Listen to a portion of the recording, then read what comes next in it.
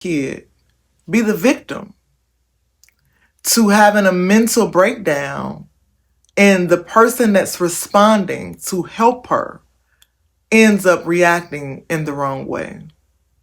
I don't want that to happen. I'm planning ahead so it does not happen. I used to yell and scream. We used to have screaming matches. She yelling, he yelling, I'm yelling back. Shut up. They wouldn't tell me to shut up back, but they're screaming, trying to explain their point. And I had to realize when we are both screaming, there is no communication going on. It's loud, it's loud, it's loud. ADHD shuts down. They don't hear anything. The brain of an ADHD kid is already overloaded and overstimulated. So when you scream at them and when you yell at them, they shut down. Or they become more angry and they are impossible, almost impossible, to calm down for a long time. Now, I have experienced my kid not calming down for a whole 24 hours. I have experienced my kid being so angry that I had to take her to the crisis center. I was not able to calm her down before I got these script cards.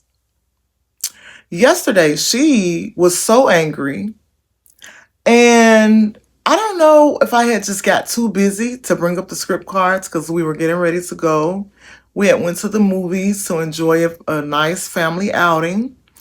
And the entire time we were, up on about her behavior. You have to behave yourself, control yourself, things like that to get the movie trip.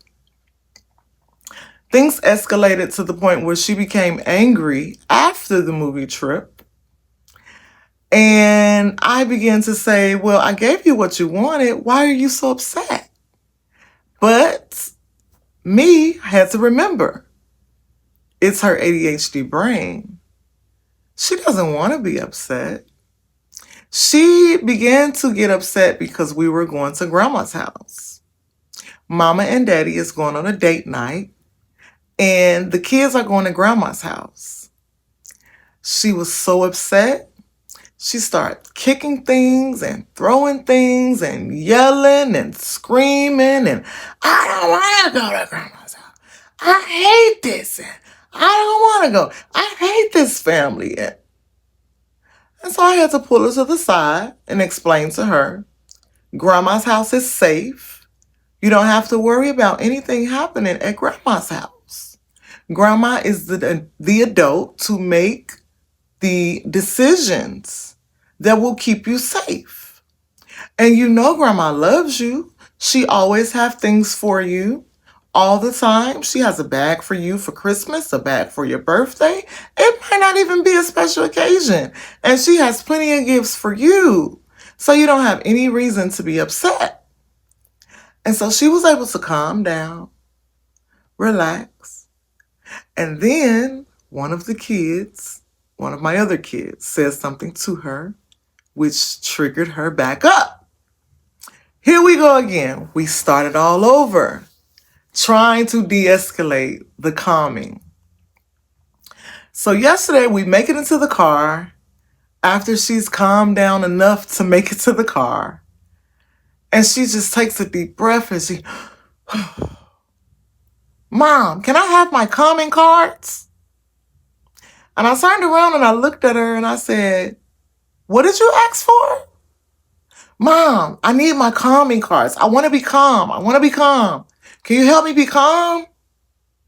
Can you give me the cards? The cards that we had the other day that helped me. I said, oh, really? I said, did they help you? And her response was, yes, Mom. They helped me calm down. They helped me. And so I was able to pull them up on the tablet while we're riding in the car. It's a digital download, actually. I didn't need Wi-Fi.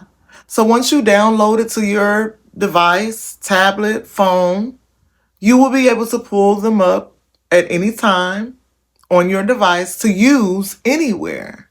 I told you I wish I had them on the first Disney vacation. We went to Magic Kingdom and she was falling out all over the place around all these white people. I love white people. Don't be offended. But, you have to behave yourself, control yourself. Don't beat your kids in front of the white folks or you're going to go to jail. I ain't want to go to jail. Not that I beat my kids, but she was really giving me the run for my money. And so in those moments, as a parent and a special education teacher, because I've had moments at work where I'm calling my principal, what am I supposed to do? And we've had to have training on these things to where we were trained as the parent, teacher, caregiver, how to de-escalate, how not to be the trigger and add more fuel to the fire. Sometimes we can say things, well, what's wrong? That's going to add fuel to the fire. Well, shut up. That's really going to add fuel to the fire. I don't want to add fuel to the fire.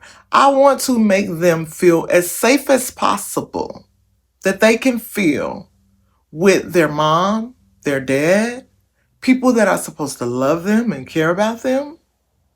They need to feel safe, wanted, and loved as much as possible because the world does not offer special communication for everybody to give to those with a disability. Some people don't care how they talk to your kids. Some people don't care how they talk to grown people that's disabled. So they really don't care how they talk to a disabled child who doesn't have the mind frame to keep up with the words that they're using. You telling a kid to shut the F up, most of the time they might have heard it. But do they really understand and comprehend what that means? Or would you like to say, hey, can you please calm down? Can you lower your tone? Can we talk in a nice, calm voice?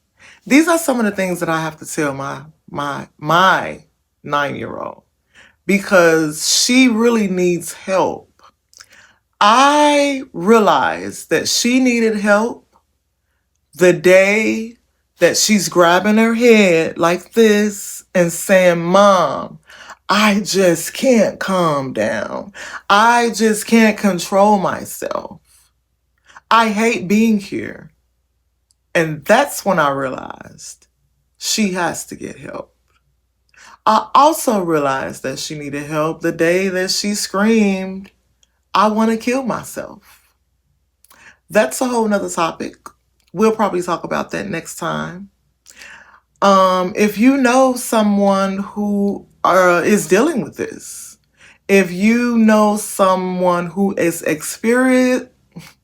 if you know somebody that's experiencing these type of things with their ADHD kid or their autism baby, let them know that there's different ways that we can communicate with our kids to calm and to remind them that they are safe, to help them realize that they are loved, to let them know that they are wanted, they are needed in this earth, on this earth. They are needed in this family. They are needed at school. I had to work with the principal, the assistant principal, the counselor, the IEP coordinator, and the psychologist to get my kids where they need to be, the accommodations that they need, because this is severe emotional ADHD. Anything that you say to her may trigger. You just don't know what it would be. So I had to learn how to communicate without triggering the ADHD brain, the shutdowns, the sadness.